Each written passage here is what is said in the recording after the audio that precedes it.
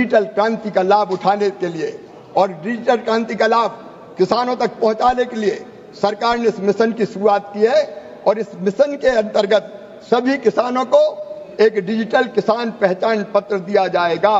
किसान की पहचान, किसान आईडी अब अलग से बनेगा माननीय सभापति महोदय, और इसका लाभ किसानों तक, लाभ और सेवाओं तक पहुंचने के लिए स्वयं के रूप में स्वयं को डिजिटल रूप से पहचान वो प्रमाणित कर पाएगा और बिना किसी परेशानी के सरकारी योजनाओं का लाभ उठा सकेगा।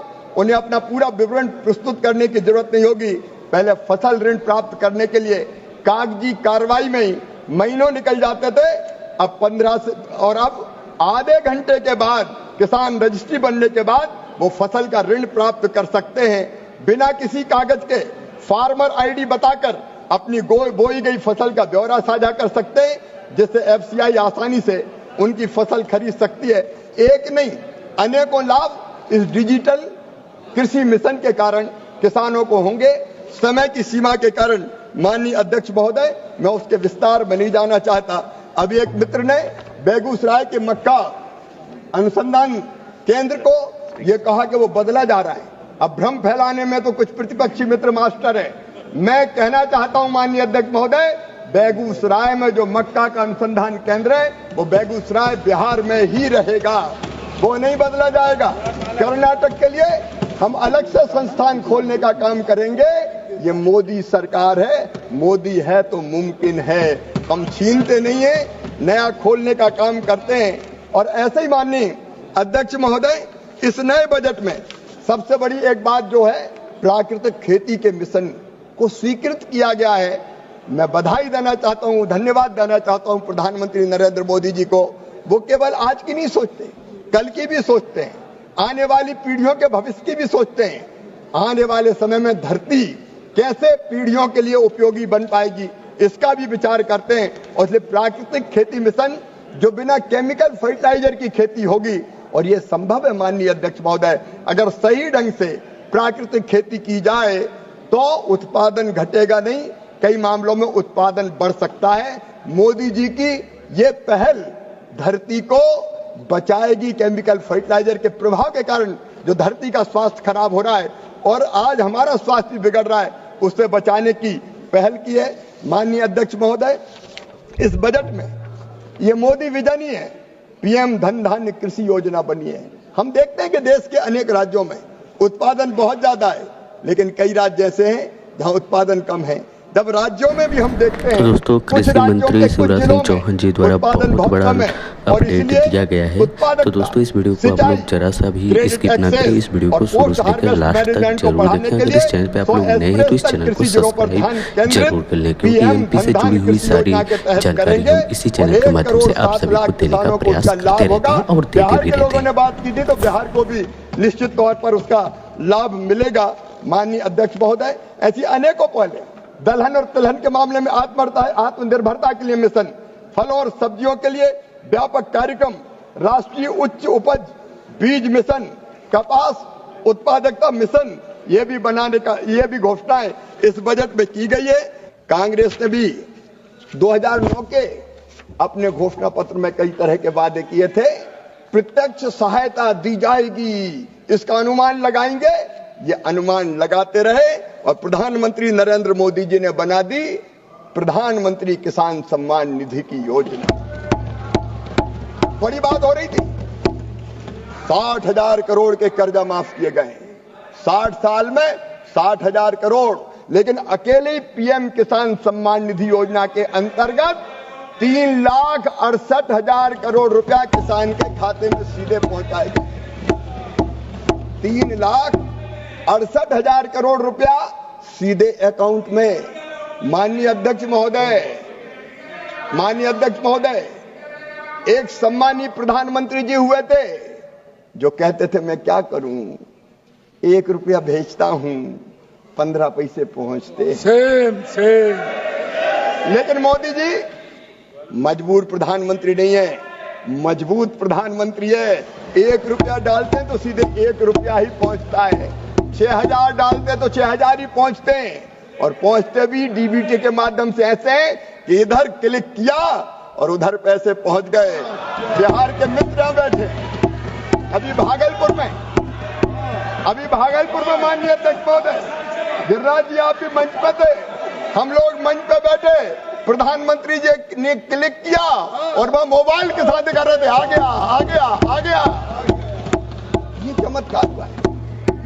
प्रधानमंत्री किसान मानधन योजना बनी किसानों के लिए, बुढ़ापे का सहारा ये योजना बन रही है ताकि 3,000 रुपया महीना उनको हर महीने बुढ़ापे के बाद पेंशन मिल सके। 10,000 किसान उत्पादक संगठन बने और उन एफपीओ में से कई बहुत बेहतर काम कर रहे हैं। टमाटर, प्याज और आलू जैसी चीजें जो जल्दी खराब होती है, मैं उनके बारे में भी बात करना चाहता हूं। माननीय अध्यक्ष महोदय, हमने बाजार हस्तक्षेप योजना बनाई पीएम आशा के तहत और यह तय किया कि अगर इन फसलों के बाजार भाव 10% से ज्यादा गिर जाते हैं तो हम बाजार में हस्तक्षेप करेंगे और कुल जो उत्पादन है उसका 25% खरीदने के तत्काल फैसला करेंगे। राज्य जो घाटा होगा, राज्य और केंद्र 50-50% के आधार पर उसको 50-50% के आधार पर उसको बहन करने का काम करेगा।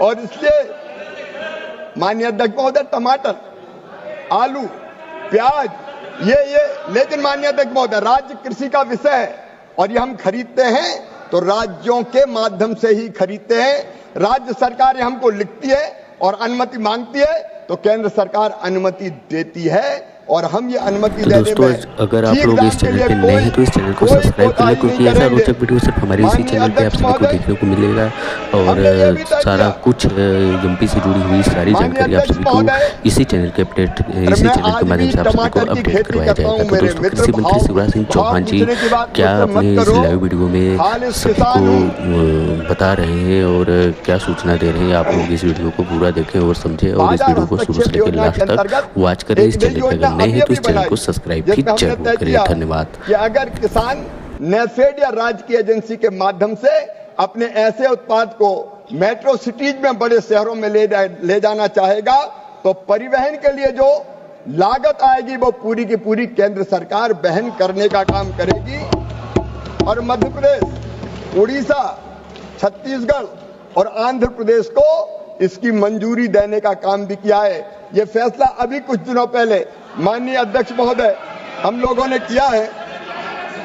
अब माननीय अध्यक्ष जी, ये तो फेयर नहीं है, बात पूरी सुननी चाहिए। मैं भी चिंतित हूं कि खेत की कीमत में, गांव में जो कीमत मिलती है उसमें, और आपने भी कहा है कि जो उपभोक्ता को मिलती है उस कीमत में अंतर कम होना चाहिए। किसान को ठीक दाम मिलना चाहिए, उपभोक्ता को भी कुछ सस्ता मिलना चाहिए और बीच में जो बिचौलिए हैं उनको कम करने का प्रयत्न करना चाहिए। इस काम में हम निरंतर लगे हुए हैं और आप भी कोई सकारात्मक सुझाव देंगे तो उन सुझावों को भी विचार करके अगर लागू करने के लायक होगा तो निश्चित रूप से माननीय अध्यक्ष महोदय विचार करके हम उस पर फैसला करने का काम करेंगे। पिछले दिनों माननीय अध्यक्ष महोदय, किसान के कुछ उत्पादनों के दाम घटे, जैसे सोयाबीन के दाम घटे, सरकार ने तत्काल फैसला किया।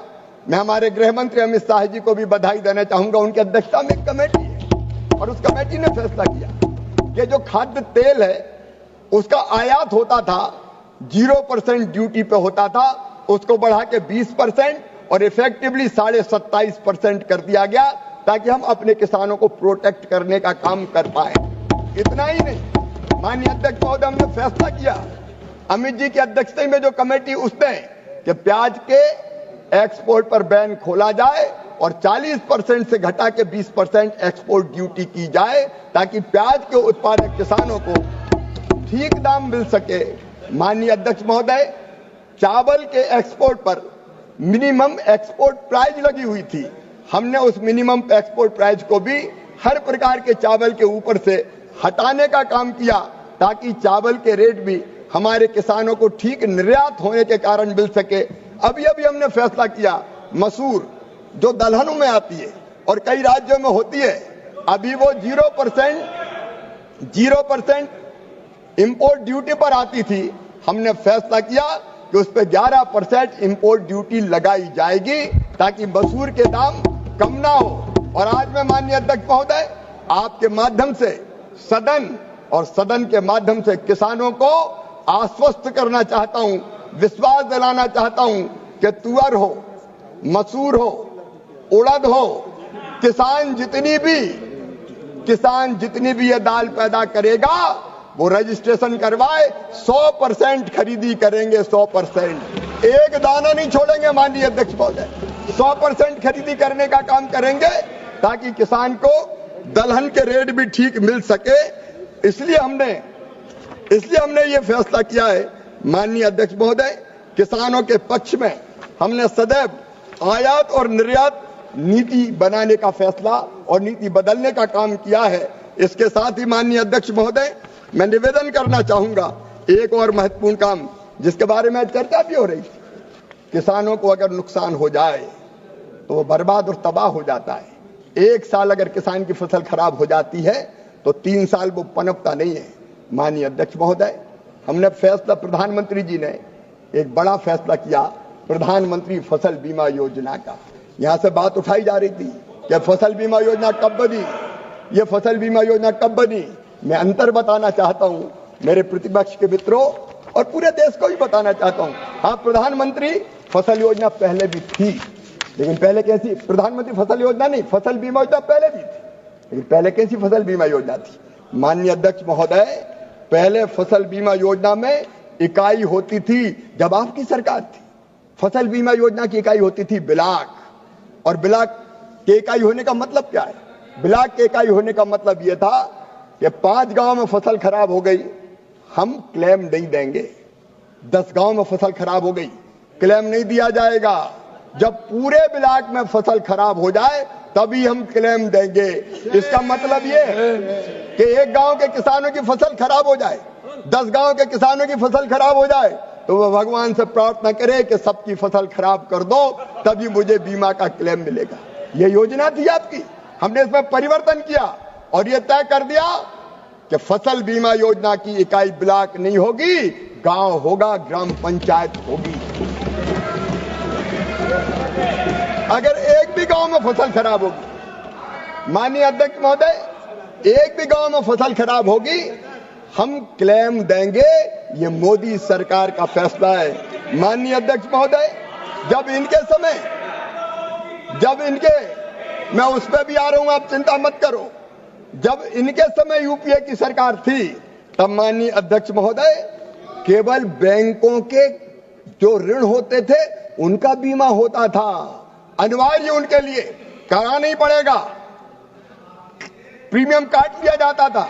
लेकिन मोदी जी ने फैसला किया कि ये योजना स्वैच्छिक होगी, कराना हो तो कराओ, नहीं कराना हो तो मत कराओ। ये ऋणी के लिए भी होगी और ये गैर ऋणी अलोनी जो किसान है उसके लिए भी होगी। माननीय अध्यक्ष महोदय, हमने इसमें और परिवर्तन किए। पहले स्थानीय आपदा का इसमें कोई प्रावधान ही नहीं था। स्थानीय आपदा में एक किसान की फसल खराब हो जाए, कोई क्लेम का इसमें कोई प्रावधान ही नहीं था। प्रधानमंत्री नरेंद्र मोदी जी ने, इस सरकार ने प्रधानमंत्री फसल बीमा योजना में स्थानीय आपदा का प्रावधान करके ये तय कर दिया कि एक भी किसान की फसल अगर खराब होगी तो क्षति की पूर्ति की जाएगी, उसको क्लेम दिया जाएगा। माननीय अध्यक्ष महोदय, इनके समय नुकसान का आकलन, नुकसान की गणना परंपरागत तरीके से की जाती थी। क्रॉप कटिंग एक्सपेरिमेंट में अगर लगे लोग गड़बड़ करना चाहे तो गड़बड़ करते थे, लेकिन हमने टेक्नोलॉजी का इस्तेमाल करने का फैसला किया और सैटेलाइट बेस्ड रिमोट सेंसिंग के माध्यम से फसलों के नुकसान का आकलन प्रारंभ किया, ताकि तकनीकी के इस्तेमाल के कारण किसी किसान के साथ अन्याय ना हो। मेरे मित्र सांसद एक ने कहा था कि नाम सहित वो कोई सूची देंगे, वो सूची दे दें। अगर गड़बड़ हुई होगी तो गड़बड़ करने वाली बीमा कंपनी हो या कोई और हो, किसी भी कीमत पर छोड़ी नहीं जाएगी, किसी भी कीमत पर नहीं छोड़ी जाएगी। माननीय अध्यक्ष महोदय, मैं आपके माध्यम से निवेदन करना चाहता हूं कि उस समय केवल प्रधानमंत्री फसल बीमा योजना के दावों के निपटान में विलंब होता था। मैं उसके बारे में भी निवेदन करना चाहता हूं। कई बार बीमा कंपनी देर करती थी, कई बार विलंब इसलिए भी होता था कि राज्य अपना अंश ठीक से नहीं देता था, समय पर नहीं देता था, और इसलिए हमने एक फैसला किया कि राज्य अपना अंश दे ना दे, केंद्र सरकार देर भले लगे, लेकिन केंद्र सरकार का अंश हम तुरंत जारी करके उतने पैसे सीधे किसान के खाते में डाल देंगे। और सभी औपचारिकताएं अगर पूरी हो गई होगी और बीमा कंपनी क्लेम देने में अगर देर करेगी तो 12% ब्याज बीमा कंपनी को शिवराज सिंह चौहान जी का जरूर एक लाइव वीडियो आप लोग देखिए और इस वीडियो को ज्यादा से ज्यादा प्यार दीजिए, सपोर्ट दीजिए और इस चैनल को सब्सक्राइब कर लीजिए, क्योंकि ऐसा वीडियो सिर्फ हमारे इसी चैनल पे आप सभी को देखने को मिलता रहेगा। तो दोस्तों इस चैनल को सब्सक्राइब जरूर करें और अपना प्यार दुलारा आशीर्वाद जरूर दें। धन्यवाद। अभी बात हुई थी, हमारे किस सांसद मित्र ने कहा था कि कई बार वेयर हाउस ना होने के कारण, कोल्ड स्टोरेज ना होने के कारण,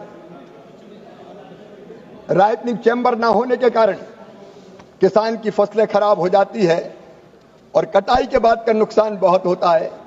ये मोदी विजन ही है जिसमें तय किया 1 लाख करोड़ रुपए के कृषि अवसंरचना निधि का, AIF एग्रीकल्चर इंफ्रास्ट्रक्चर फंड का।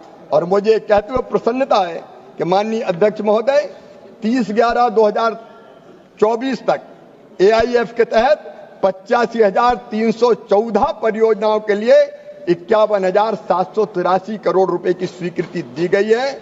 और इन स्वीकृत परियोजनाओं से लगभग 85,208 करोड़ रुपए का निवेश जुटाया गया है। और AIF के तहत प्रमुख स्वीकृत परियोजनाओं में 22,627 कस्टम हायरिंग सेंटर, 17,699 प्राथमिक प्रसंस्करण इकाइयां, 14,201 गोदाम, 3,282 छांटने और ग्रेडिंग की इकाइयां और 2,044 कोल्ड स्टोर परियोजनाएं, लगभग 25,461 अन्य प्रकार की बाद की फसल प्रबंधन परियोजनाएं बनाई गई है। भारत की खाद्य तेलों के आयात पर अत्यधिक निर्भरता है, जिससे कीमतों में उतार चढ़ाव और विदेशी मुद्रा आउटफ्लो होता है। निर्भरता को कम करने और घरेलू उत्पादन को बढ़ावा देने के लिए सरकार ने तिलहन पर राष्ट्रीय मिशन शुरू किया है, जिस पर ध्यान केंद्रित किया गया है। उपयुक्त कृषि जलवायु क्षेत्रों में तिलहन की खेती का हम विस्तार करेंगे। उच्च उपज, जलवायु अनुकूल बीज की किस्मों को बढ़ावा देंगे। किसानों को प्रोत्साहित करने के लिए सरकारी एजेंसियों के माध्यम से सुनिश्चित खरीद करेंगे। और माननीय अध्यक्ष महोदय, दलहनों के लिए भी इसी तरह से लगातार हमारे प्रयास चल रहे हैं। 6 साल का दलहन आत्मनिर्भरता मिशन है, जिसमें हमने तुअर, उड़द और मसूर पर ध्यान केंद्रित किया है। नेफेड और NCCF द्वारा उच्च खरीद और किसानों को स्थिर मूल्य प्रदान करने की हमारी गारंटी है।